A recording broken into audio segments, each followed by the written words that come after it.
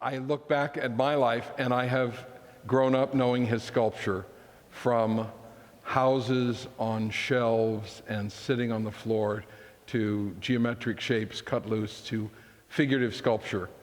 He has been and continues to be one of America's foremost sculptors.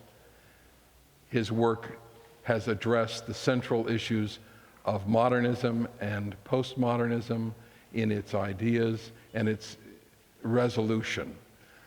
It's a pleasure to welcome him here and to be able to present to Portland the 5th installation in the air. This piece, which was designed specifically for this space, so it carries the title of Portland.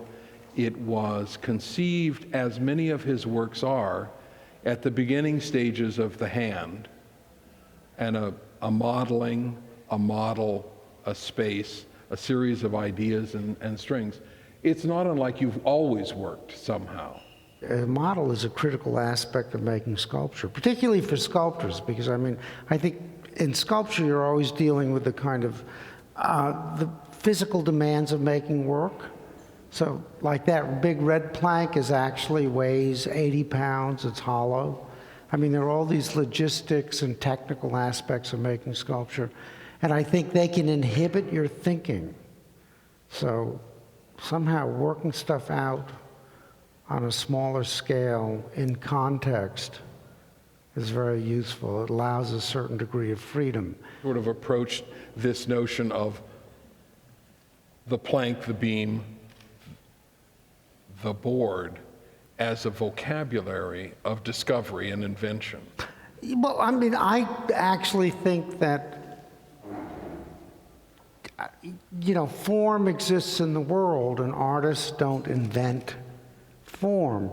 They might invent a recombination of form or a kind of synthesis of different forms into a new experience. The reinterpretation and the recombination of form into a personal, individual experience, that's important. So by reducing the basic elements to some kind of relatively simple structure, I think it's given me a kind of, license to do, to follow this investigation of sculpture. I was in the Peace Corps a long time ago, in 1964 and 5, or 65 and 66, or 64 to 66, whatever it was. It was the middle 60s, and kind of, and I became intensely aware of color, because there was intense color, but it was in small flashes. There was lots of landscape color, but then all of a sudden you'd see, somebody wearing a kind of chartreuse turban, or bright fuchsia turban against a kind of dusty, natural landscape.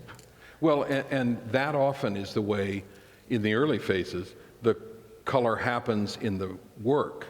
There's a flash of color that identifies a rectilinear form, and then the rest of it is in wood or bronze or another material.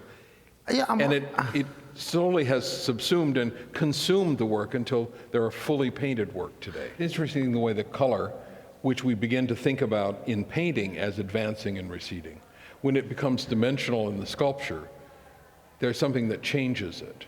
Yeah, it can still recede. It can still advance and recede, but it punctuates in another way. Yeah, I think of color and piece on sculpture. If I'm painting one of these, I'm sort of interested in the sun. I know this sounds terribly corny. Or, the pink one is about flesh. This is really cornball stuff. And I gave this talk in Germany, because the first installation of work like this was at the Ludwig Museum. And I began to talk about color and metaphor. People went crazy. And I said, this big black priapic piece, that's all about fascism and Nazism.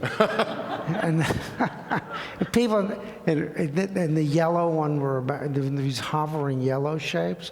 I said, this was about Jews who were slaughtered. They went crazy.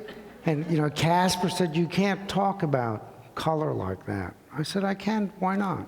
And it doesn't mean that that's what it is. It just means that that's a kind of mechanism one uses to explore a situation. And I don't think art's about a kind of, that the narrative is that important. But I do think work is made via individual narratives.